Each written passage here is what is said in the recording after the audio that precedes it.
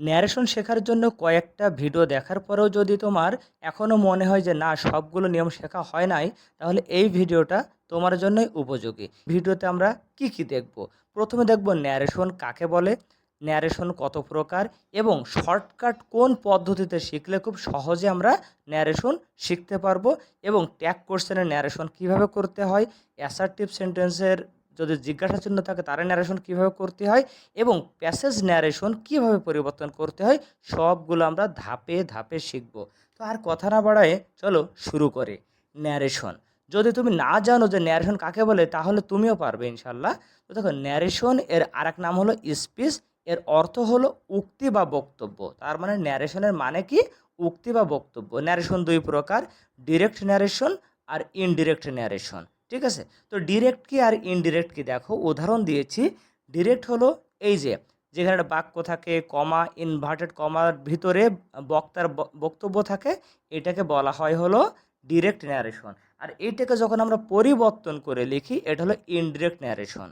আশা করি বুঝতে পেরেছো ডিরেক্ট কোনটা আর ইনডিরেক্ট কোনটা। তো ডিরেক্ট ন্যারেশনের দুইটি অংশ থাকে। এই যেটা ডিরেক্ট না, দুইটা অংশ থাকে। কী কী দেখো, একটা দেখো যে ইনভার্টেড কমার ভিতরের অংশ, আরেকটা হলো ইনভার্টেড কমার বাইরের অংশ। এদের একটা নাম আছে। বাইরের যে অংশ, হ্যাঁ, এইখানে যে ভার্ব থাকে এটাকে বলা হয় রিপোর্টিং ভার্ব, আর ইনভার্টেড কমার ভিতরের অংশটাকে বলা হয় হলো রিপোর্টেড স্পিচ। এটা কি বলা হয়? রিপোর্টেড স্পিচ বলা হয়। তো আমরা আরেকটা উদাহরণ দেখি। দেখো, হি সেইড টু মি, এই যে সেইড এটা হলো রিপোর্টিং ভার্ব, আর এই যে ইনভার্টেড কমার ভিতরের অংশ এটাকে বলা হয় রিপোর্টেড স্পিচ। ঠিক আছে? তো এই রিপোর্টেড স্পিচ দেখো বাক্যের শেষের দিকেও থাকতে পারে। আবার একটা উদাহরণ দেখো, I am waiting for you, inverted কমার ভিতরে, ইনভার্টেড কমার ভিতরের অংশটাকে বলা হয় রিপোর্টেড স্পিচ, আর এই যে বাইরে যে ভার্বটা সেটাকে বলা হয় রিপোর্টিং ভার্ব। দেখো, এই রিপোর্টিং ভার্ব এই বাক্যে কিন্তু প্রথমে ছিল, এই বাক্যে কিন্তু শেষে আসে, এটা কোনো সমস্যা না। তো এবার দেখো আমরা মেইন কথায় আসি। এই ন্যারেশন চেঞ্জ করার সময়, ডিরেক্ট থেকে ইনডিরেক্ট করার সময় প্রধানত চারটি স্থানে পরিবর্তন হয়। প্রধানত, এর কমও হইতে পারে, বেশি হইতে পারে, বাট প্রধানত চারটা। এই টেকনিকে শিখলে তোমার অনেক সাশ্রয় হবে। দেখো, প্রধানত পরিবর্তন হলো চারটা। কি কি? বাইরের অংশ পরিবর্তন দুইটা। বাইরের অংশ মানে কি? এই যে ইনভার্টেড কমার বাইরে যে অংশটা আছে এখানে পরিবর্তন হবে দুইটা। আর রিপোর্টেড স্পিচ বা ইনভার্টেড কমার ভিতরে পরিবর্তন দুইটা। মানে কি? মানে হলো এই যে কমার ভিতরে, এর ভিতরে পরিবর্তন হবে দুই ধরনের, আর বাইরে পরিবর্তন হবে দুই ধরনের। এইটুকু তো বুঝেছো। কি পরিবর্তন পরে আসি। আগে হলো প্রধানত পরিবর্তন হলো চারটে, বাইরে দুইটা, ইনভার্টেড কমার ভিতরে দুইটা বা দুই ধরনের। ওকে? তো দেখো, এখন দেখছি ভিতরে কি পরিবর্তন হবে। এই যে ভিতরে ইনভার্টেড কমার ভিতরে পরিবর্তন হবে ভার্বের এবং পার্সনের। তোমাদের টিচাররা বা তোমাদের বইয়ে কিন্তু লেখা থাকে টেন্সের পরিবর্তন। ওইখানে তোমাদের 8টা নিয়ম পড়তে হয়। তো আমি এত নিয়ম পড়াবো না, জাস্ট ভার্ব দ্বারা বলে তিনটে কথাই শেষ করে দেব। ঠিক আছে? তাহলে ভিতরে পরিবর্তন কয়টা? ভার্বের পরিবর্তন আর পার্সনের পরিবর্তন। আর বাইরে পরিবর্তন কয়টা বলছিলাম? দুইটা। কি কি? এই যে সেইড বা সেট টু থাকে, এর পরিবর্তন করব, এবং এই যে কমা, এই যে বাইরের অংশ এবং ভিতরের অংশের মাঝে যে কমা, ইনভার্টেড কমা থাকে, এইখানে একটা পরিবর্তন করব। তাহলে সেইডের জায়গায় পরিবর্তন, কমা জায়গায় পরিবর্তন, বাইরে এই দুইটা, ভিতরে পার্সনের আর ভার্বের পরিবর্তন। তো এখন আমরা দেখব ভিতরের অংশে দুইটা পরিবর্তন নিম্নরূপ। এই ভিতরে পরিবর্তনটা কেমনে করব। দেখো, ইনভার্টেড কমার ভিতরের অংশে ভার্ব ও পার্সনের পরিবর্তন হয়, আগেই বলেছি। উদাহরণ দেখো, এই যে ভিতরের অংশ আই ছিল একটা পার্সন, ইউ একটা পার্সন। দেখো পরিবর্তন হয়ে এখানে হি হয়েছে, এখানে মি হয়েছে, মানে পরিবর্তন হয়েছে। কেমনে হলো পরে আসি। আবার দেখো যে অ্যাম ছিল ভার্ব, এর জায়গায় ওয়াজ হয়েছে, মানে ভার্বেরও পরিবর্তন হয়েছে, পার্সনের হয়েছে। এখন পরিবর্তন নিয়মটা কি? দেখো, প্রথমে দেখবো ভার্বের পরিবর্তন কিভাবে হয়। একদম সোজা কথা, অত টেন্স চেনার দরকার নেই যে প্রেজেন্ট ইনডিফিনিট হলে পাস্ট ইনডিফিনিট হয়, present continuous, past continuous, present perfect, এর অনেক নিয়ম তোমাদের বইয়ে থাকে, এত দরকার নেই। কি? তুমি দেখবা যে ভার্বগুলো থাকবে, প্রথম ভার্বটা যদি প্রেজেন্টে থাকে, প্রথম ভার্বটা যদি প্রেজেন্টে থাকে শুধু ওই ভার্বের পাস্ট করে দিবা। যেমন এখানে দেখো ছিল অ্যাম রাইটিং, প্রথম ভার্ব ছিল অ্যাম প্রেজেন্টে, এর পাস্ট হলো ওয়াজ, শুধু এইটুকু করে দিয়েছি। যদি ভার্বটা পাস্টে হয়, ভি2 মানে ভার্ব যদি পাস্টে হয়, তাহলে একটা হ্যাড দেব, হ্যাড এক্সট্রা। আর যে ভার্ব পাস্টে ছিল তার ভি3, মানে হ্যাড প্লাস ভি3 হয়ে যাবে। যেমন ধরো এখানে ওয়াজ আছে, যদি এইটাকে চেঞ্জ করতাম তাহলে একটা হ্যাড দিতাম, আর ওয়াজের ভি3 বিন এটা দিয়ে দিতাম। আর যদি আমাদের হ্যাড প্লাস ভি3 থাকে তাহলে তার কোনো পরিবর্তন হবে না। তাহলে কি হলো, ভার্ব যদি প্রেজেন্টে থাকে তারে আমরা পাস্ট করে দেব, পাস্টে হলে হ্যাড প্লাস ভি3, আশা করি মনে থাকবে। আর যদি কখনো হ্যাড প্লাস ভি3 থাকে তার পরিবর্তন হবে না।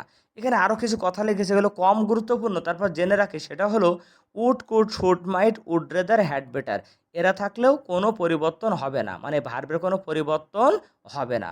তারপর চিরন্তন সত্য যদি থাকে তাহলে ভার্বের পরিবর্তন করা লাগবে না, ঠিক আছে। তারপর থেকে মাস্ট নিয়ে একটা কথা বলা আছে। মাস্ট তোমরা জানো মডেল অক্সিলারি। তো এই মাস্ট থাকলে 3 ধরনের হয়। সাধারণত মাস্ট দ্বারা যদি চিরকালীন বাধ্যতা বোঝায়, হ্যাঁ, যেমন কীরকম, we must respect our parents বা লাভ আওয়ার প্যারেন্টস, আমাদের বাবা মাকে অবশ্যই ভালোবাসতে হবে। এটা তো 2-1 দিনের জন্য বাধ্য না, এটা চিরকালের জন্য বাধ্য। তো এরকম হলে এই মাস্টেরও কোনো পরিবর্তন হবে না। কিন্তু মাস্ট দ্বারা যদি কোনো একবার এক সময়ের জন্য স্বল্প সময়ের বাধ্যবাধকতা বোঝায় তাহলে সে মাস্টের জায়গায় বসবে হ্যাড টু। মনে করো তুমি কোনো একটা সময় একটা কাজ করতে বাধ্য ছিলে বা একটা কাজ করতে তুমি বাধ্য, এই জায়গায় হবে হলো হ্যাড টু। আর যদি মাস্ট দ্বারা ভবিষ্যৎকে বোঝায় সেখানে উড হ্যাভ টু বসে। অনেক গ্রামারিয়ান এই উড হ্যাভ টু দিতে না করে, যে হ্যাড টু দিলেই হয়ে যায়, ঠিক আছে। তো আশা করি তোমরা বুঝেছো। আর শ্যাল থাকলে শ্যালের পরিবর্তে উড বসবে। এই গেল আমাদের ভার্বের পরিবর্তন। যদি সমস্যা হয় এটা রিপিট করে আরেকবার শুনে দেখবা। এবার দেখবো হলো পার্সনের পরিবর্তন। ওই যে ভিতরে দুটো পরিবর্তন, ভার্বের আর পার্সনের। তো পার্সনের পরিবর্তনটা কি দেখো, আগে আমরা পার্সন চিনি। আমরা জানি পার্সন কিন্তু 3 প্রকার, ফার্স্ট পার্সন, সেকেন্ড পার্সন আর থার্ড পার্সন। ফার্স্ট পার্সন কারা, এই যে I, me, my, we, us, our, এই 6টাই কিন্তু ফার্স্ট পার্সন। আর ইউ, ইউর, এই 3টা হলো আমাদের সেকেন্ড পার্সন। আর বাকি সব কিন্তু আমাদের third person. He, him, his, she, her, they, them, their, আরও যা আছে সবই হলো থার্ড পার্সন। তো পরিবর্তনটা কেমনে হবে দেখো, এখানে বলেছি ভিতরের অংশে, মানে এই যে ইনভার্টেড কমার ভিতরে যদি ফার্স্ট পার্সন থাকে, ফার্স্ট পার্সন, এই যে I, me, my, we, us, our, এই 6টার কেউ যদি থাকে তাহলে কী হবে, বাইরের অংশে থেকে সাবজেক্ট নিয়ে আসতে হবে। দেখো ফার্স্ট পার্সন থাকলে বাইরের অংশের সাবজেক্ট, এই যে আই ছিল, বাইরের অংশের সাবজেক্ট দ্য বয়, এর পরিবর্তে হি চলে আসছে, ঠিক আছে। সেকেন্ড পার্সন হলে তার স্থানে বাইরের অংশের অবজেক্ট আসবে। তাহলে ফার্স্ট পার্সন হলে বাইরের অংশের সাবজেক্ট, আর সেকেন্ড পার্সন হলে বাইরের অংশের এই যে অবজেক্ট, দি বয় ছিল সাবজেক্ট আর মি ছিল অবজেক্ট, এই যে অবজেক্ট চলে আসবে, ঠিক আছে। তাহলে আর থার্ড পার্সন থাকলে কোনো পরিবর্তন হবে না, সেটাই বসে যাবে। দেখো আমি এখানে আবার লিখেছি সংক্ষেপে, সেটা হলো কি, ফার্স্ট পার্সন ভিতরের অংশে ফার্স্ট পার্সন থাকলে বাইরের অংশের সাবজেক্ট, ভিতরের সেকেন্ড পার্সন থাকলে বাইরের অংশের অবজেক্ট, সাবজেক্ট থার্ড, মানে সাবজেক্ট থাকলে, মানে ফার্স্ট পার্সন থাকলে সাবজেক্ট, সেকেন্ড পার্সন থাকলে অবজেক্ট, আর থার্ড পার্সন যদি থাকে যে হি, হিম, এগুলো যদি থাকে নো সেন্স, কোনো পরিবর্তন করা লাগবে না। তো এটা আমি বিস্তারিত দেখাবো এই একটা উদাহরণের মাধ্যমে। এটা খুব মনোযোগ দিয়ে দেখো। হি সেড টু মি, বাইরে হি হলো সাবজেক্ট, মি হলো অবজেক্ট, ভালো কথা। দেখো ভিতরে পার্সন আছে কয়টা, আই একটা person, you person, me person, your person, 4টে পার্সন আছে, 4টেরই কিন্তু পরিবর্তন করতে হবে। তো দেখো প্রথমে কি আছে, আই, কোন পার্সন, ফার্স্ট পার্সন। তাহলে ফার্স্ট পার্সন হলে বাইরে সাবজেক্ট, এই যে হি, এ চলে আসলো হি, ঠিক আছে না। এবার ভার্বের পরিবর্তন দেখো, উইল ছিল প্রেজেন্টে, এর পাশ ছিল উড, সব বসে গেল। এবার ইউ হলো দেখো সেকেন্ড পার্সন, তাই না, ইউর সেকেন্ড পার্সন না। তো সেকেন্ড পার্সন হলে কী হবে, বাইরে থেকে সেকেন্ড পার্সন হলে অবজেক্ট আসবে, এই যে মিরে নিয়ে আসলাম, কিন্তু এখানে আই হয়ে গেছে কেন, দেখো মি আসলো, আসার পর এখন দেখো এই যে যে ইউ এর কাছে আসলো, ইউ তো এই জায়গায় সাবজেক্ট ছিল, তাই না, you give me, you subject, তাহলে এই ইউ এর জায়গায় যে আসবে সে কিন্তু সাবজেক্ট হয়ে যাবে। আবার বলি, ইউ সেকেন্ড পার্সন, তাহলে বাইরে থেকে অবজেক্টে নিয়ে আসলাম, ইউ এর কাছে মি আসলো, এখন ইউ কিন্তু সাবজেক্ট, তাহলে মিরও সাবজেক্ট হয়ে যাবে। মির সাবজেক্ট কি, আই। আরও একটা উদাহরণ দেখলে বুঝতে পারবা, ভার্ব দেখো ছিল গিভ প্রেজেন্টে, এই যে গেভ বসে গেছে পাস্টে। এবার দেখো মি কোন person, first person, first person হলে কে আসবে, বাইরের সাবজেক্ট, চলে আসলো হি, আসলো। এখন তো মি কোন রূপে ছিল, এই যে আই মি, এটা হলো অবজেক্ট রূপে ছিল, তাহলে যেই হিটা আসলো না, এই মি যেই রূপে থাকবে, এই সে এসে সেই একই রূপে ধারণ করবে, ঠিক আছে। মনে করো একটা সহজ কথা বলি, যে তুমি মনে করো পরিবারের বড় ছেলে, এখন তুমি বিয়ে করছো একটা বাড়ির, মনে করো মেজো মেয়ে বা ছোটো মেয়েকে বিয়ে করছো, সে যখন তোমার বাড়িতে আসলো, সে এই বাড়ির কি হবে, মেজো বউ হবে না ছোটো বউ হবে, অবশ্যই বড় বউ হবে, কারণ তোমার পজিশনে এসেছে, তুমি ছিলে বড়, তাহলে সে এই বাড়িতে এসে হবে হলো বড় বউ হবে, মানে তোমার রূপটা ধারণ করবে। ঠিক একই রকম এইখানে মি ছিল অবজেক্ট, এখন যেই আসুক, মি যেহেতু অবজেক্ট, সেটারও অবজেক্টিভ রূপ বসে যাবে। হি এর অবজেক্ট কি? হিম, এই যেখানে দেওয়া আছে শখ। এরপর আরও একটা দেখো, ইয়োর, কোন পার্সন? সেকেন্ড পার্সন, তার মানে অবজেক্টটা নিয়ে আসবো, আবার আসলো মি ইওরের জায়গায়। এখন ইওর ছিল দেখো পজেসিভ রূপ, ইওর, তাহলে মির পজেসিভ কি? এই যে মাই, এগুলো মুখস্থ করে ফেলবা, তাহলে হয়তো সহজ হবে। এই যে দেখো মিয়ের অবজেক্টিভ রূপ কি? মাই, এই যে মাই বসে গেছে। আশা করি বুঝতে পেরেছো, না বুঝলে এইটুকু আবার একটু তুমি রিপিট করে শোনো। তাহলে আমরা কিন্তু ভিতরের অংশ দুটো পরিবর্তন শিখলাম, পার্সনের এবং ভার্বের আমি উদাহরণ সহ কিন্তু দেখিয়ে দিলাম। এইটুকু শিখতে পারলে ধরে নাও ন্যারেশনের 50% তোমার হয়ে গেছে। এবার চলে আসবো বাইরের অংশের পরিবর্তন। বাইরে কয়টা পরিবর্তন হয়?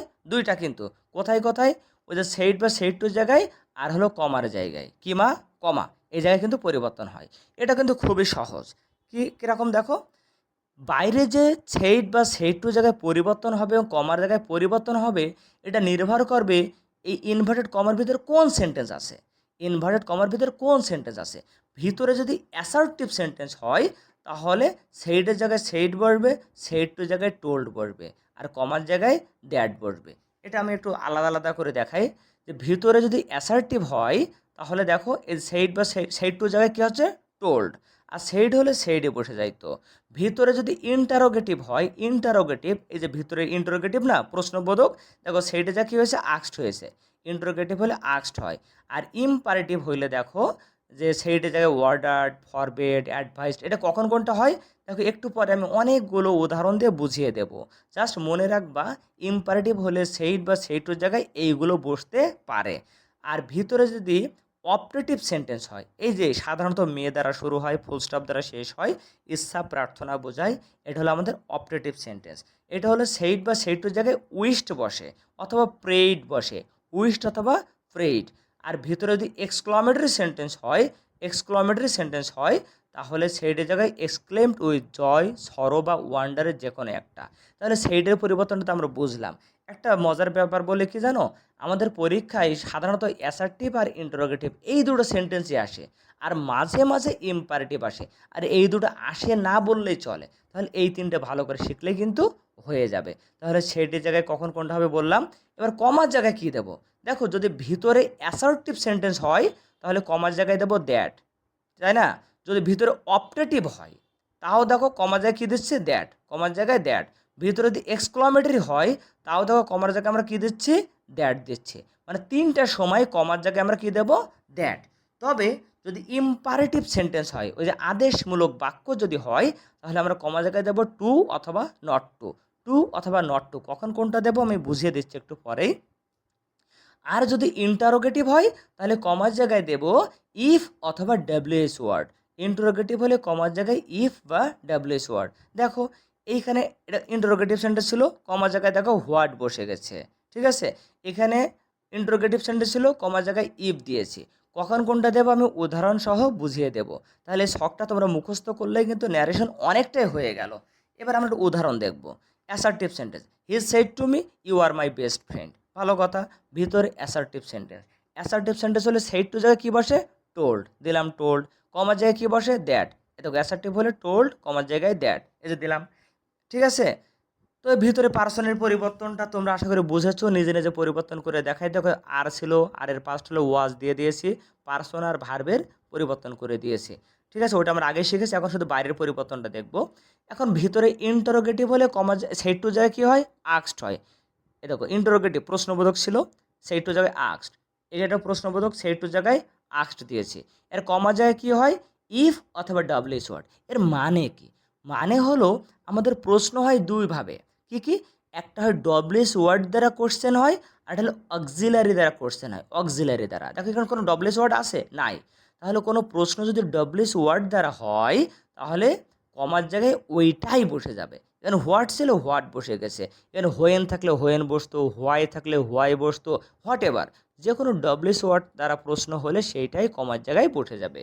কিন্তু এরকম যদি কোনো ডব্লিউএস ওয়ার্ড যদি না থাকে, যে কোনো অক্সিলারি দ্বারা যদি প্রশ্ন হয়, তো কমা জায়গায় আমরা দেবো ইফ। ইফ না দিয়ে হোয়েদার দেওয়া যায়, তো অত ঝামেলার দরকার নেই। আমরা ইফ দিয়ে দেব। এইখানে একটা কথা মনে রাখতে হবে, সেটা কি জানো? ইন্টারোগেটিভ সেন্টেন্সে অক্সিলারি সবসময় সাবজেক্টের আগে থাকে। আমরা ন্যারেশন করার সময় এই সাবজেক্টটা আগে লিখবো, অক্সিলারিটা পরে লিখবো। দেখো আর ছিল আগে, ইউ ছিল পরে, ইউর পরিবর্তে আই হয়েছে, আর আরটা কিন্তু তার পরে চলে গেছে, আর আর এর পাস্ট ওয়াজ দিয়েছি, ঠিক আছে? একইভাবে এখানেও দেখো are you a mad, auxiliary সাবজেক্টের আগে ছিল, দেখো ইউটা আগে দিয়েছি, আর এর পরিবর্তে ওয়াজটা পরে দিয়েছি, ঠিক আছে? আই এর পরে ওয়াজ হয়, আয়ের পরে কিন্তু ওয়ার হয় না, ঠিক আছে? আর এর পাস্ট হলো ওয়াজ বা ওয়ার, আয়ের পরে ওয়াজ হয়, সেটা দিয়েছি।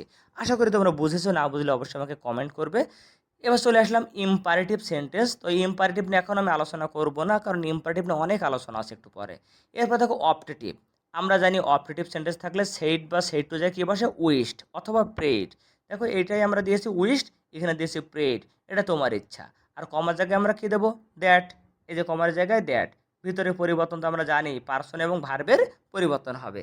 এক্সক্লামেটরি সেন্টেন্সও কী হয় দেখো, সেইডের জায়গায় এক্সক্লেমড উইথ জয়, সরো বা ওয়ান্ডার এগুলো বসে, ঠিক আছে? যদি আনন্দ বোঝায়, সেইডের জায়গায় এক্সক্লেমড উইথ জয় হয় আনন্দ বোঝাইলে। দুঃখ বোঝাইলে এক্সক্লেমড উইথ সরো। তোমরা এক্সক্লেমড উইথ জয় সরো না দিয়ে শুধু এক্সক্লেমডও দিতে পারো, ঠিক আছে? এটা বিভিন্নভাবে করা যায়। আর দেখো কমার জায়গায় আমরা কি দিয়েছি, দ্যাট দিয়েছি, দ্যাট দিয়েছি।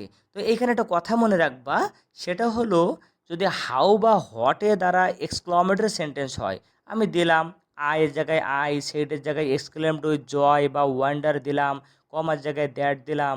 কিন্তু যদি এই হাউ বা হোয়াটের দ্বারা যদি এক্সক্লামেটরি সেন্টেন্স থাকে, এটাকে আগে অ্যাসার্টিভ করে তারপরে কিন্তু ন্যারেশন চেঞ্জ করতে হবে। দেখেছো, হাউ বিউটিফুল কিন্তু নাই, এটা হয়ে গেছে কি ভেরি বিউটিফুল।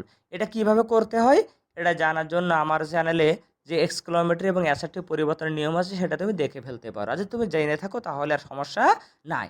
এবার আমরা দেখব ইম্পারেটিভ সেন্টেন্সের বিস্তারিত আলোচনা।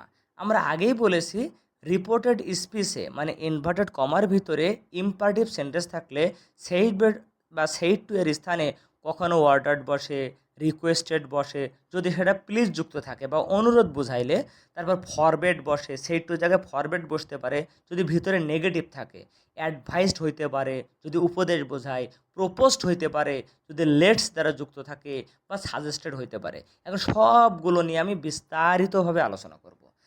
যেমন দেখো, father said to the girl speak the truth. আচ্ছা, ভার্ব দ্বারা শুরু হয়েছে একটা ইম্পারেটিভ সেন্টেন্স। তো ইম্পারেটিভ সেন্টেন্স হলে আমাদের সেইটার জায়গায় বিভিন্ন কিছু হইতে পারে। তো স্পিক দ্য ট্রুথ, সত্য কথা বলো, এই যে ভালো কাজ করতে বললেই সেটা হলো অ্যাডভাইস হয়ে যায়। এজন্য আমরা সেই টু জায়গায় কী দিলাম, অ্যাডভাইসড। দি গার্লের জায়গায় দ্য গার্ল বসে গেল, কমা যায় কী হয়, টু, ঠিক আছে? হা বোধক হলে টু হয়, আর না বোধক হলে কমা জায়গায় নট টু হয়। আর যখন টু বা নট টু দেবো, ভিতরে কিন্তু ভার্বের পরিবর্তন হবে না, কারণ টু এর পরে ভার্বের পরিবর্তন হয় না, ঠিক আছে? এবার আমরা আরেকটা উদাহরণ দেখি। শি সেড টু মি, সে আমাকে বলেছিল ডোন্ট স্মোক, ঠিক আছে? তো এটা দেখো না বোধক। এখানে কিন্তু বলেছিলাম যে নেগেটিভ থাকলে আমরা সেই টু জায়গায় ফরবেট দেব। তাহলে দেখো, শি সেই টু জায়গায় দিলাম ফরবেট, মি এর জায়গায় মি, এর কমা জায়গায় টু বা নট টু না, এই যে টু দিয়েছি, আর স্মোক। বলতে পারো স্যার একটু আগে না বললেন যে ভিতরে না বোধক হলে নট টু দেবো। দেখো, ভিতরে না বোধক হলে আমরা যদি সেই টু জায়গায় ফরবেট দেই, তাহলে নট টু লাগবে না, শুধু টু পরে ভার্ব অন। কিন্তু দেখো এখানে দেখো, ডোন্ট স্মোক, ধূমপান করো না, এটা তো উপদেশও তো হয়, তাই না? তাহলে আমি যদি উপদেশ ধরে করি, না বোধক থাকা সত্ত্বেও আমি যদি ফরবেট না দিয়ে যদি অ্যাডভাইসড দেই, তখন না বোধকের জন্য আমার নট টু দিতে হবে। মানে না বোধক হলে তুমি ফরবেট দিয়েও করতে পারো, অ্যাডভাইসড দিয়েও করতে পারো। যদি ফরবেট দাও আর নট টু লাগবে না, ফরবেট নিজেই নেগেটিভ হয়ে যাচ্ছে।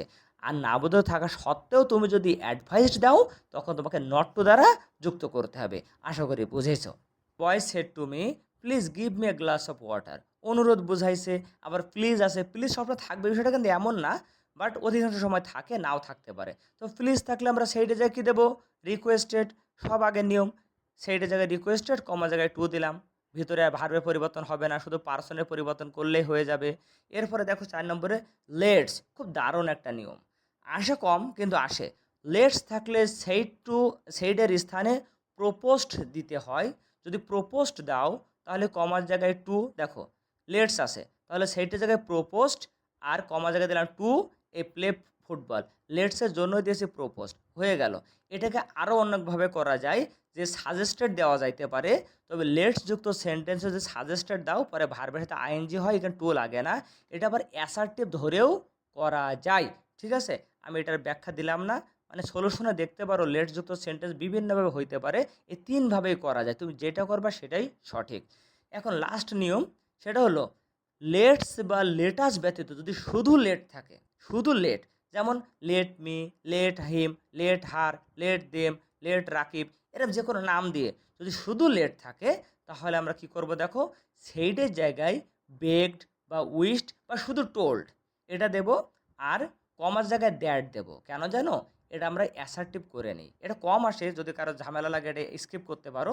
দেখো এটাকে আমরা অ্যাসার্টিভ করে নেব। আগে দেখাই, let me have a seat, এর অ্যাসার্টিভ করতে গেলে কী হয় জানো, মি চলে আসবে সাবজেক্টে, মি এর সাবজেক্ট হলো আই, আর লেটের জন্য দিতে হয় মাইট বা মাইট বি অ্যালাউড টু, শুধু মাইট বা মাইট বি অ্যালাউড টু।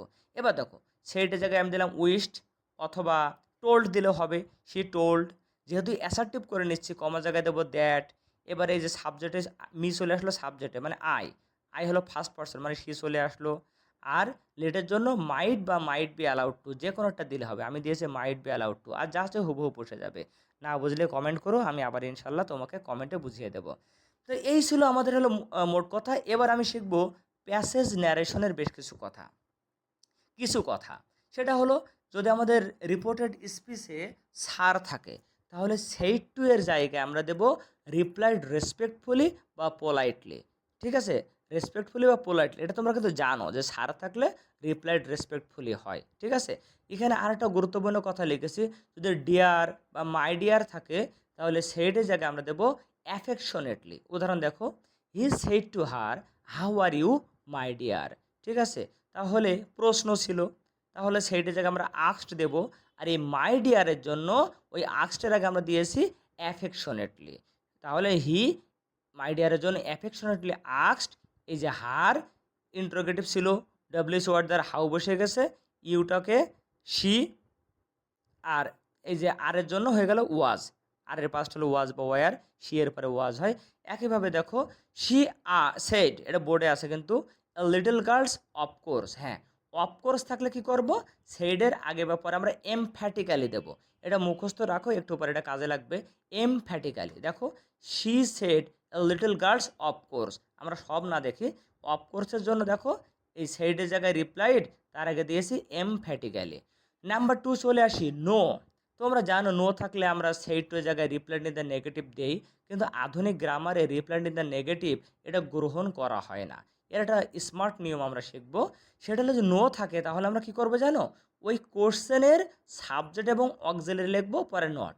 মানে কি, উদাহরণ দেখো, the man said are you from Bangladesh, এটা একটা প্রশ্ন, সে বলল। তারপরে দেখো নো আই সেড, আগে এটা আমরা সলভ করব, তাই না। দি ম্যান, ভিতরে প্রশ্নবোধক ছিল বলে সেইটের জায়গায় আক্সড, অক্সিলারি দ্বারা প্রশ্ন ছিল বলে ইফ, হ্যাঁ ইউটা সেকেন্ড পারসন, মানে আমাকে বলেছে, দিলাম আই, ঠিক আছে। আর এর পাস্ট ওয়াজ, ফ্রম বাংলাদেশ। এইটুকু মনে করো আমরা সলভ করলাম, আমরা এখানে আর গভীরে না যাই। এবার এটা দেখো, নো আই সেইড, তো কি হবে, আই প্রশ্নের উত্তর দিলে সেইটের জায়গায় হয় রিপ্লাইড, ঠিক আছে। পরে দিলাম দ্যাট। এবার নোর জায়গায় আমি কি করব দেখো, এই ইয়েস বা নো থাকলে এই যে প্রশ্নের আমরা সলভ করলাম, এখান থেকে সাবজেক্ট আর অক্সিলারি নেব, সাবজেক্ট আর অক্সিলারি, আই ওয়াজ, আর নো এর জন্য নট, ঠিক আছে। ইয়েস থাকলে একই নিয়ম, শুধু ইয়েস থাকলে নট দেওয়া লাগে না, নো থাকলে সাবজেক্ট অক্সিলারি, নো এর জন্য নট, আর ইয়েস থাকলে শুধু সাবজেক্ট অক্সিলারি। উদাহরণ দেখো, the teacher said, have you heard the name of এসব, ইয়েস রিপ্লাইড দ্য স্টুডেন্ট। তাহলে আমরা সলভ করছি, দেখো দ্য টিচার, এটা প্রশ্ন ছিল বলে সেটি জায়গায় আস্কড দ্য স্টুডেন্ট, অক্সিলারি প্রশ্ন ছিল বলে ইফ, ঠিক আছে।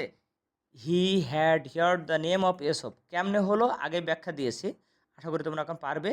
এবার দেখো এই অংশটুকু, ইয়েস রিপ্লাইড দ্য স্টুডেন্ট, তাহলে দ্য স্টুডেন্ট ইজ রিপ্লাইড, কমার জায়গায় দিলাম দ্যাট। এবার কি ইয়েসের জন্য কি করব, এই আগের লাইনে সাবজেক্ট আর অক্সিলারি, এই যে হি হ্যাড, এইটুকুই। আশা করি বুঝেছো, না হলে এইটুকু আবার রিপিট করে শোনো, আশা করি ক্লিয়ার হয়ে যাবে। তারপরে দেখো একইভাবে, এই নিয়মটা কিন্তু শিখতে হবে, একইভাবে যদি কোনো প্রশ্নের উত্তরে সাবজেক্ট ভার্ব না থাকে, তাহলে আমরা কী করব, ওই আগের মতোই আগের লাইনে সাবজেক্ট এবং ভার্ব ব্যবহার করব। মানে কি বোঝো নাই? দেখো, I said where are you from, এটা একটা প্রশ্ন। উত্তর দিয়েছে সান কার্লোস। সান কার্লোস একটা শহরের নাম। এখানে কোনো সাবজেক্ট আছে, ভার্ব আছে? নাই, কিছু নাই। ঠিক আছে, এরকম অনেকগুলো পাবে, তোমরা প্র্যাকটিস করে দেখো, অনেকগুলো পাবে। রিপ্লাইড হি। তো দেখো, আগে আমরা প্রথম লাইনটা সলভ করছি। আই সেইটের জায়গায় আক্সড, যেহেতু একটা প্রশ্ন ছিল। হোয়ার হি ওয়াজ ফ্রম হয়ে গেল। এ দেখো, হি এর জায়গায় হি, রিপ্লাইডের জায়গায় রিপ্লাইড, এই যে দিলাম দ্যাট। এবার শুধু কি সান কার্লোস লিখবো আমরা? না, এই আগের লাইন থেকে সাবজেক্ট থেকে ভার্ব নেব, শুধু অক্সিলারি না, যদি আরও ভার্ব থাকে সেটাও আমরা নেব। দেখো, এই যে হি ওয়াজ এ ফ্রম, সেটাও লিখলাম, পরে সান কার্লোস, এটুকু আমরা লিখে দিলাম। এরা তোমরা বোর্ডে প্র্যাকটিস করলে দেখবে এরকম অনেকগুলো আছে এক কথায় উত্তর। এক কথায় উত্তর থাকলে আমরা আগের লাইন থেকে সাবজেক্ট এবং ভার্ব নিয়ে আসবো। ইয়েস নো থাকলে আগের লাইন থেকে সাবজেক্ট এবং অক্সিলারি নিয়ে আসবো। আশা করি বুঝতে পেরেছো। এরপরে দেখো, খুব সহজ কথা, ইয়েস স্যার থাকলে সেইটের পরিবর্তে respectfully replied in the affirmative, আর নো স্যার থাকলে সেইটের পরিবর্তে respectfully replied in the negative. ঠিক আছে, এখানে তুমি অ্যাফার্মেটিভ নেগেটিভ না দিয়ে এইভাবেও করতে পারো, শুধু স্যারের জন্য সেই জায়গায় একটা রেসপেক্টফুলি দিয়ে দিবা। এগুলো আসে না সাধারণত। এরপরে দেখো, by God, by Allah, by love, এগুলো থাকলে বাক্যের প্রথমে একদম বসে যাবে swearing by God, swearing by Allah, swearing by love. মানে কি, এই নিয়ম বোর্ডে একবারই এসেছিল। ঠিক আছে, মানে এটা হলো ইনভার্টেড কমার ভিতরে, ইনভার্টেড কমার ভিতরে থাকবে বাই গড বা বাই আল্লাহ, মানে আল্লাহর কসম, খুদার কসম। বাই লাভ মানে ভালোবাসার কসম। যদি এইগুলো থাকে, তুমি সলভ করার আগে মানে ওই লাইন একদম প্রথমে লিখবা সোয়ারিং দিয়ে, বাই গড থাকলে বাই গড, বাই আল্লাহ থাকলে বাই আল্লাহ, মানে সোয়ারিংটা এক্সট্রা অ্যাড করব। একবারই আসছিল বোর্ডে, তোমরা খুঁজে দেখতে পারো। এরপর 8 নম্বর দেখো, যদি শুধু হোয়াই থাকে, শুধু হোয়াই, এই যেমন উদাহরণ দেখো, হোয়াই সেইড হি, যদি থাকে তাহলে আমরা সেইডের পরিবর্তে দেব আস্কড দ্য রিজন বা wanted to know the reason. কম আসে, জেনে রাখবো আর কি। হোয়াই সেইড হি, তাহলে দেখো হি যেহেতু প্রশ্ন, তাহলে হোয়াই জায়গায় আমরা কী করবো, আস্কড দ্য রিজন। তুমি আস্কড দ্য রিজন না দিয়ে wanted to know the reason দিলেও কিন্তু হবে। এবার আসছে আরেকটা গুরুত্বপূর্ণ আলোচনা, এটা হলো ভকেটিভ। আগে বুঝো ভকেটিভ কি। আমরা এরকম দেখব ইনভার্টেড কমার ভিতরে বাক্যের প্রথমে বা বাক্যের শেষে এরা বিভিন্ন সম্পর্ক বা নাম থাকে, যেমন সিস্টার কমা, সন কমা, সন্স কমা, কণিকা কমা, এটা শেষও থাকতে পারে, বাক্যের শেষও থাকতে পারে। এদেরকে বলে ভকেটিভ বা সম্বোধন পদ। কি পদ? সম্বোধন পদ। তো এইগুলো থাকলে আমরা কি করব, খুব ভালো করে শোনো। আমরা মনে করি এগুলো থাকলেই মনে হয় অ্যাড্রেসিং বসে, না। দেখো, এটা 4টে উদাহরণ দিয়েছি, এর দুইটাই ছিল অ্যাড্রেসিং আর দুইটাই কিন্তু অ্যাড্রেসিং নাই। বিষয়টা বুঝি, উল্টা দেখি। যদি এই ভকেটিভ হিসেবে মানে সাবজেক্ট ভার্ব ব্যতীত বাক্যের প্রথমে বা শেষে এক্সট্রা কোনো প্রপার নাউন থাকে, কোনো ব্যক্তির নাম থাকে, এই যে ভকেটিভ হিসেবে কোনো নাম দেওয়া থাকলে সেই নাম সেইডের পর বসে, কোনো অ্যাড্রেসিং লাগবে না। যেমন দেখো, I said Kanika where are you going, তো আয়ের জায়গায় আই, সেইডের জায়গায় আক্সড, যেহেতু প্রশ্ন ছিল। এই কণিকা কোথায় চলে গেছে? ওই সেইডের পিছনে, মানে ভার্বের পিছনে, রিপোর্টিং ভার্বের পিছনে বসে গেছে। পরে এই যে হোয়ার, এবার ভিতরে যে পার্সন আর ভার্বের পরিবর্তন করে দিলাম। আশা করি মানে বুঝেছো। ঠিক আছে, যদি নাম থাকে পিছনে বসে যাবে। এরপরে আরেকটা আছে, সেটা হলো যেটা বলে ডাকছে, যেই সম্বোধন ধরে ডাকছে, ওটা যদি নিজের হয়, নিজের। যেমন দেখো, the old man said sons, ছেলেরা আমার, I have something to tell you, তোমাদের আমার কিছু বলার আছে। তো এটা যদি এই ছেলেটা যদি নিজের হয়, তাহলেও কিন্তু ওই সেডের পিছনেই বসে যাবে। তোমাদের প্রশ্ন হইতে পারে, স্যার আমি বুঝবো কেমন এটা নিজের নাকি লোকের? প্যাসেজ পড়লেই বুঝতে পারবা এটা নিজের ছেলে নাকি অন্যকে ছেলে বলে। আমরা অনেকে বলি না, রিক্সাওয়ালাদেরকে বলে, এই মামা যাবেন, তো রিক্সাওয়ালা তো নিজের মামা না, তাই না? ওইখানে বসবে বলে অ্যাড্রেসিং। আর যদি নিজের মামাকে হয়, তাহলে কিন্তু অ্যাড্রেসিং বসবে না। সেটা কোথায় বসাবো? ওই সেইডের পিছনে। তাহলে দেখো, the old man said, the old man, সেইডের জায়গায় আমি টোল্ড দিলাম। এই যে সন্সের জায়গায় হিজ সন্স দিয়ে দিলাম। যদি মহিলা বলতো তাহলে হার দিতাম। ঠিক আছে, এইটুকু বসাই দিলাম। ভিতরে অ্যাসার্টিভ, কমার জায়গায় দ্যাট দিলাম, পরে পার্সন এবং ভার্বের পরিবর্তন। আশা করি বুঝেছো। তাহলে অ্যাড্রেসিং কখন দেব? হ্যাঁ, অ্যাড্রেসিং যদি অন্য কাউকে বলা হয়, নিজের না হয়ে অন্য কাউকে যদি বলে, যেমন হি সেইড টু মি, সে আমাকে বলল, সিস্টার গিভ মি 500 টাকা। সেটা তোমার মানে ফ্রেন্ড হইতে পারে, বা দেখা যাচ্ছে রাস্তাঘাট দেখা হয়েছে, তোমার কাছে 5 টাকা 10 টাকা চাইলো সিস্টার বলে। তো এরকম অন্য কেউ যদি তোমাকে বলে, এটা একদম প্রথমেই নিয়ে যাবো অ্যাড্রেজিং, তারপরে একটা ব্যক্তি দেবো যে কাকে, মানে ওই যে মি অথবা হার এইভাবে দিয়ে, যে এটা বলে সম্বোধন করেছে সেইটা। যেহেতু সে আমাকে বলেছে, তাহলে দেখো অ্যাড্রেজিং মি ওই অ্যাজ সিস্টার। এবার ওই হি এর জায়গায় হি, যেহেতু টাকা চেয়েছে আমরা সেইটের জায়গায় রিকোয়েস্টেড দিলাম, এটি ইম্পারেটিভ সেন্টেন্স তাই কম জায়গায় টু দিলাম, বাকিটা পরিবর্তন তোমরা জানো। আরেকটা উদাহরণ দেখো, দ্য ওল্ড ম্যান সেড, সেই বৃদ্ধ লোকটা বলল, সন বাবা, হাউ আর ইউর প্যারেন্টস, তোমার বাবা মা কেমন আছে। দেখো সে বল তোমার বাবা মা কেমন আছে, তার মানে সে ওল্ড ম্যানের নিজের ছেলে না, অন্য কাউকে বলেছে। তাহলে কি হবে, অ্যাড্রেসিং, হ্যাঁ, হিম, তাকে অ্যাজ সন, মানে যেহেতু ছেলে বলে বলেছে তার মানে অবশ্যই সে ছেলে মানুষ। অ্যাড্রেসিং হিম অ্যাজ সন, ছেলে বলে সম্বোধন করে দ্য ওল্ড ম্যান সেটের জায়গায় দিলাম আক্সড, কারণ ভিতরে প্রশ্ন, হাউ এর জায়গায় হাউ, বাকি পরিবর্তনটা। আশা করি তোমরা ক্লিয়ার হয়েছো। এরপরে আমরা খুব দ্রুত এগিয়ে যাব। যদি গুড মর্নিং বা গুড ইভিনিং থাকে, এগুলো হলো শুভেচ্ছা, তাহলে সেইটের জায়গায় আমরা দেবো উইশড। আর এখানে কোনো টু বা দ্যাট লাগে না, কারণ এগুলো কোনো সেন্টেন্স না। দেখো, he said to me good morning, সেইটের জায়গায় আমরা দিলাম উইশড। দেখো কমার জায়গায় টু, ইফ বা দ্যাট কিছু দেয়নি, কারণ গুড মর্নিং তো কোনো সেন্টেন্স না, এজন্য হুবহু গুড মর্নিং বসে গেল। একইভাবে গুড বাই, গুড নাইট এগুলো থাকলে সেইটের জায়গায় দেবো বেড, BADE, বানানটা খেয়াল রাখবো আমরা। She said to Mira good night, said to জায়গায় দিলাম বেড, মীরার জায়গায় মীরা, গুড নাইট বসে গেল। একইভাবে রিপোর্টেড স্পিচে যদি থাকে থ্যাংক ইউ, তাহলে সেড টু এর পরিবর্তে বসে থ্যাঙ্কড। কংগ্রাচুলেশনস থাকলে বসে যাবে কংগ্রাচুলেটেড। ওকে, উদাহরণ দেখো, the stranger said to the boy thank you, এই যে দ্য স্ট্রেঞ্জার সেড টু জায়গায় থ্যাঙ্কড, এই যে দ্য বয় বসে গেল। এটা আলাদা আর লেখার কিন্তু কিছু নাই। একইভাবে দেখো, he said to me congratulations, শুধু সেড টু জায়গায় কংগ্রাচুলেটেড হয়ে গেল। 13 নম্বর দেখো, হ্যালো, এক্সকিউজ মি, যেগুলো দ্বারা আমরা মানুষকে দৃষ্টি আকর্ষণ করি, এইগুলো যদি থাকে একদম বাক্যের শুরুতেই আমরা লিখব ড্রয়িং হিজ বা হার অ্যাটেনশন। মহিলা মানুষকে আমরা হ্যালো বললে হার অ্যাটেনশন, আর পুরুষকে বললে হিজ অ্যাটেনশন। উদাহরণ দেখে, excuse me, is this the right place to collect an admission form, I asked the receptionist. ঠিক আছে, আমি রিসেপশনিস্টকে জিজ্ঞাসা করলাম। তো দেখো, রিসেপশনিস্ট সাধারণত মহিলা হয়, এজন্য দিয়েছি ড্রয়িং হার অ্যাটেনশন, এটা কিন্তু আগেই লিখেছি। এবার এই অংশটা, I asked the receptionist, I asked the receptionist, interrogative sentence ছিল বলে আমি ইফ দিলাম। ঠিক আছে, এই দিসের জায়গায় দ্যাট করেছি। কেন পরিবর্তন, ভিতরে পরিবর্তনটা আশা করি তোমরা জানো, আমি জাস্ট বাইরেটা দেখাচ্ছি।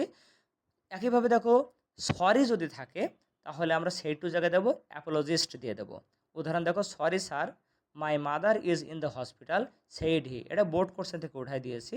তাহলে দেখো, হি সেইটের জায়গায় দিলাম অ্যাপোলজিস্ট, হ্যাঁ, অ্যান্ড সেইড দ্যাট, সেইড, সরের জায়গায় আমরা কি দিলাম, অ্যাপোলজিস্ট। ওকে, না বুঝলে আমাকে কমেন্ট করবে।